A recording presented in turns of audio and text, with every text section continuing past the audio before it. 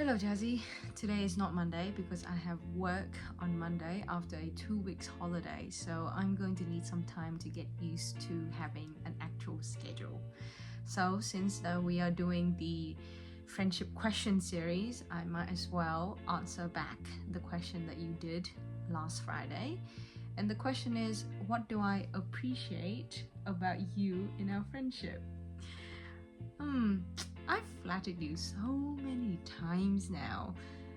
Do I want to do it again? How about I reword it in this question? What have I learned from you in our friendship? Number one, persistence. You are definitely the kind of girl who will get what she wants. And so am I. Let's not underestimate that. But you definitely helped me learn how to be calmly persistent. See, I push and shove to get my way, but you, without knowing, always knowing, use your constant presence as a reassurance. You never have to say forever or always or whatever fanciful, sentimental words that describe an infinite amount of time. People just know that you're going to stay for them. Do you remember how I was so hot and cold about our friendship during the first few years? It was in my own mind that best friends were supposed to be exactly yin and yang and perfectly compatible with each other. Obviously, with time, I realized I was completely wrong because life isn't black and white and you can't mold a person into a figure that you want. You just have to choose to love them or not. Anyway, you smart bastard probably realized that before I did, didn't you? But you never pushed me above my limit to understand that. You just stay. You give me time. Whoever have given me time, you know? How many people I have lost in my life because they weren't willing to give me time. And it wasn't their fault. Mainly mine, I think. I haven't come to a situation where I have to give somebody time, even if that means risking my relationship with them. But when time comes, I will credit you for what I learned. Number two, patience. I always make fun of you for giving bad advice.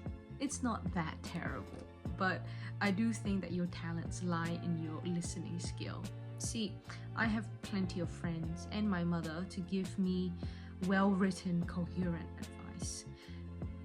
You haven't always have the way with words, and it doesn't have to be everybody's strength, you know, because instead you are such a good sounding board. Again, with you, I get to figure out things on my own time, but never by myself. Of course, most of the time I go to Alana, Benji, my mom and whatnot, which helps me with my discovery. But I think that my desire now to give my kids at school time to figure out things on their own instead of just give them unsolicited advice, part of it is my natural instinct as a teacher and a future mother, but part of it I think I learned from hanging out with you. Number three, sincerity. Everyone love you, Jazzy. From the teachers, let's be honest, you are one of Johnson's favorite students and you're associated with me. Imagine if you weren't, he would have loved you. Let's not talk about our friends who just adore you.